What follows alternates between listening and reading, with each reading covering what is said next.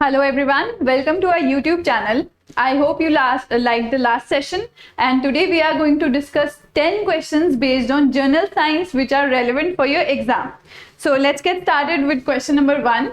So the question number 1 for today is the P waves generated during the earthquakes are dash waves. Your options are A longitudinal waves, transverse waves, surface waves या फिर none of the above. तो इस particular answer में हमें पता है कि earthquake waves जो हैं, तो ये पर्टिकुलरली हमारा वेव्स चैप्टर से जो क्वेश्चन है.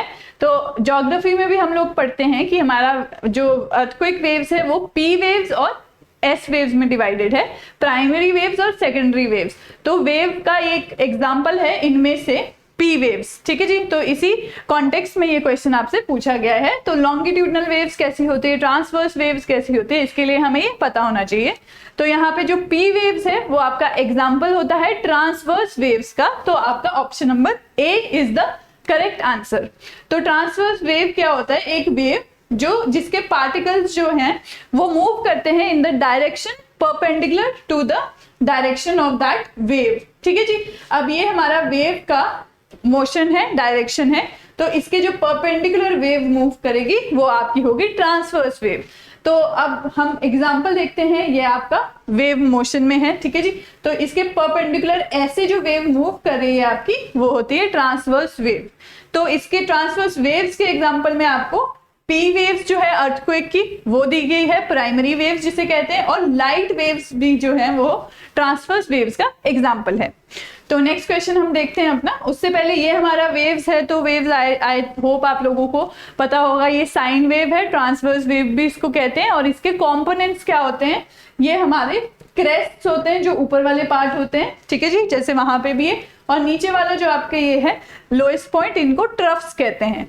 तो दो ट्रफ्स और दो क्रेस्ट के बीच का अगर हम डिस्टेंस नापे तो उसे हम वेवलेंथ कहते हैं. तो सेम कलर से ये रिप्रेजेंटेड है. तो वेवलेंथ आपके दो ट्रफ्स का और दो क्रेस्ट के बीच के डिस्टेंस को वेवलेंथ कहते हैं. और आपका एम्पलीट्यूड होता है ये, ठीक है, एम्पलीट्यूड या वेव हाइट. तो नोड्स और एंटी नोड्स भी इन्हें कहते हैं, ये आपके नोड्स हैं. तो ये हमारे बेसिक्स है वेव्स का. तो ये हमारी बेसिकली ट्रांसवर्स वेव्स है, इसमें एम्पलीट्यूड, फ्रीक्वेंसी. ठीक है जी, अब फ्रीक्वेंसी भी हम नेक्स्ट क्वेश्चन में देखेंगे. ये हमारी वेव की फ्रीक्वेंसी है कि एक साइकिल कितने टाइम पीरियड में वो कंप्लीट करती है. तो नेक्स्ट क्वेश्चन हम देखते हैं, ये हमारा डॉपलर इफेक्ट से रिलेटेड क्वेश्चन है. The Doppler effect is the change in dash of a wave in relation to an observer. तो आपके ऑप्शंस है A frequency, B amplitude, C velocity या फिर डी वेवलेंथ. तो इसका आंसर क्या है आपका डॉपलर इफेक्ट. अब हम लोगों ने स्कूल में पढ़ा था क्या होता है. ठीक है, जैसे जैसे ऑब्जर्वर के करीब आता है कोई व्हीकल तो आपकी फ्रीक्वेंसी जो है वो बढ़ती जाती है, और किसी ऑब्जर्वर से दूर जाता है तो आपको फ्रीक्वेंसी घटती जाती है. तो इससे हमें इसको हम डॉपलर इफेक्ट बुलाते हैं, और इसका चेंज इन फ्रीक्वेंसी आंसर है आपका ऑप्शन नंबर ए. ठीक है जी, तो Doppler effect is the change in frequency of a wave in relation to an observer. ठीक है, उसके लिए ऑब्जर्वर होना बहुत जरूरी है. अब मैं ऑब्जर्वर हूं, मैं यहाँ खड़ी हूँ, सामने से एक गाड़ी आ रही है, जैसे जैसे गाड़ी मेरे पास आती है तो मुझे उसकी आवाज जो है और जोर से आने लगती है, या हॉर्न जो है उसका और जोर से सुनाई देने लग जाता है. तो that is due to the Doppler effect. उसी तरह से दूसरे एंड पे जो इंसान खड़ा है वो ऑब्जर्वर होगा तो उससे आवाज जो है दूर जाने लग जाती है. So that is due to the frequency. ठीक है जी, अब आपका कॉमन एग्जांपल है डॉपलर इफेक्ट का, वो है change in pitch heard when a vehicle sounding a horn approaches और recedes away from an observer. जो एग्जांपल अभी मैंने आपको दिया, अगर मैं ऑब्जर्वर हूँ, मेरे पास कोई व्हीकल आएगा तो मुझे आवाज जोर से आएगी, और अगर मेरे से दूर जाएगा तो मुझे आवाज कम आएगी. ठीक है जी, तो ये हमारा ये पिक्टोरियल रिप्रेजेंटेशन है डॉपलर इफेक्ट का. तो अगर ऑब्जर्वर यहाँ है, ऑब्जर्वर के पास आप देख रहे हैं व्हीकल आ रहा है, एम्बुलेंस आ रही है, एम्बुलेंस हम इसलिए ले रहे हैं क्योंकि इसका कॉन्टिन्यूअस आपको जो है सायरन सुनाई देता है. तो यहाँ पे फ्रीक्वेंसी का आप डायग्राम देख रहे हैं, हाई फ्रीक्वेंसी है. तो जैसे हमने पीछे फ्रीक्वेंसी डिस्कस भी की थी क्या होता है, तो आप ये देख रहे हैं कॉन्टिन्यूअस ऐसे ऐसे ऐसे वेव्स है, ये हाई फ्रीक्वेंसी है. एट द सेम टाइम वहां पे जो आपका ऑब्जर्वर है उसके पास आप देखिए आपकी लो फ्रीक्वेंसी है। ठीक है जी, तो ये हमारा डॉपलर इफेक्ट है। नेक्स्ट हम देखते हैं क्वेश्चन अपना, क्वेश्चन नंबर 3 है malleus incus and stapes are found in which of the following.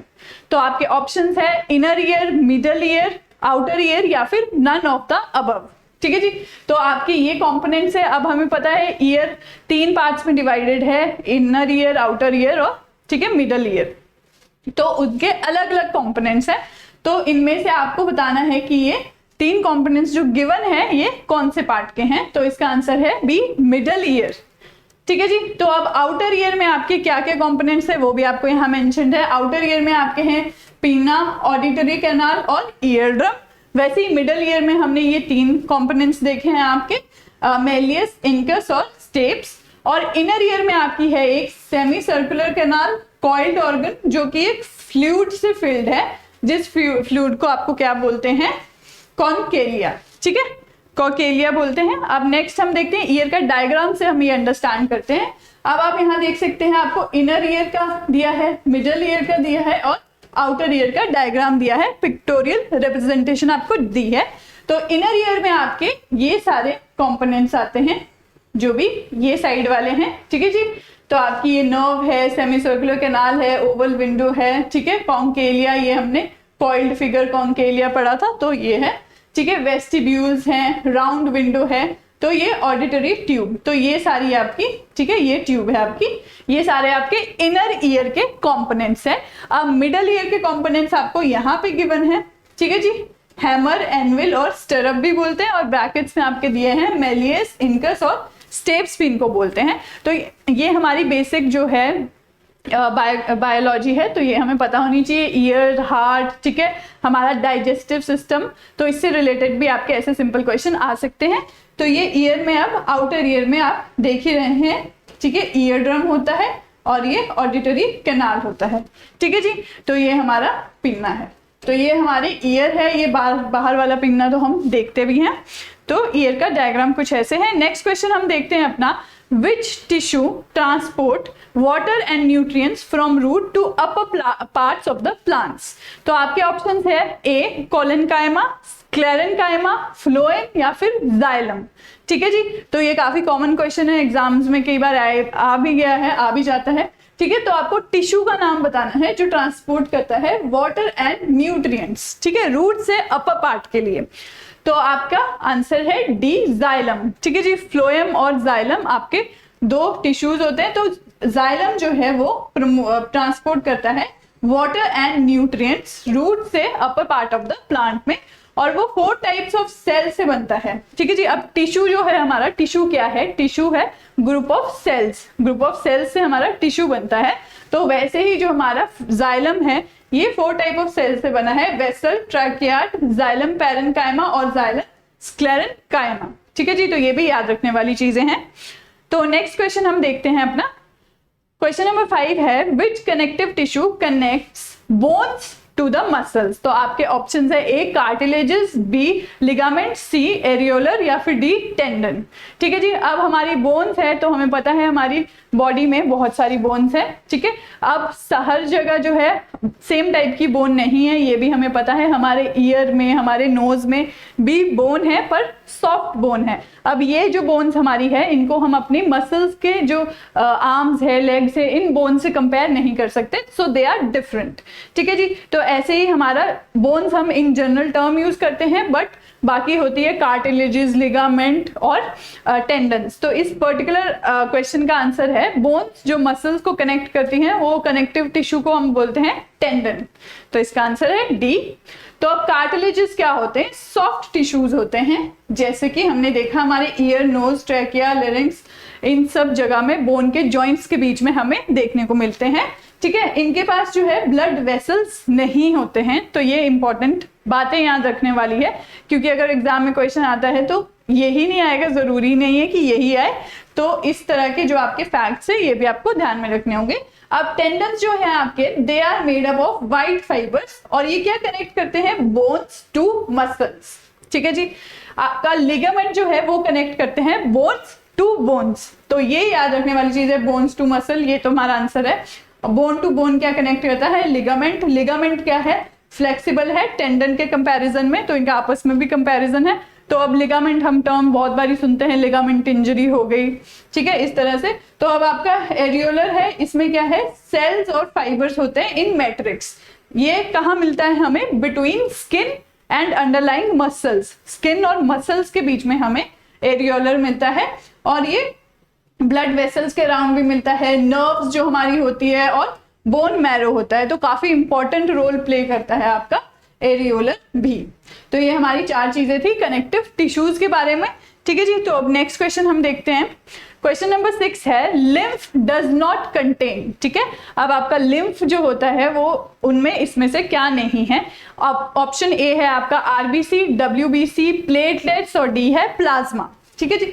तो आपका लिम्फ में क्लियरली मेंशन होता है जब भी हम पढ़ते हैं कि इसमें ये चीजें हैं, और आरबीसी नहीं है। तो इसका आंसर आपका है ए आरबीसी, क्योंकि नॉट कंटेन आपसे पूछा है, ठीक है जी। अब लिम्फ है एक व्हाइटिश लिक्विड है ऑब्टेन फ्रॉम ब्लड इटसेल्फ, और इसमें क्या क्या होता है आपका, ब्लड प्लाज्मा होता है, डब्ल्यूबीसी होता है, प्लेटलेट्स भी होते हैं, लेकिन नो आरबीसी, ठीक है। तो ये थोड़ा डिफरेंट सा फैक्ट हो जाता है, तो हमारे लिए इंपॉर्टेंट हो जाता है कि बाकी सारी चीजें बट आरबीसी नहीं है।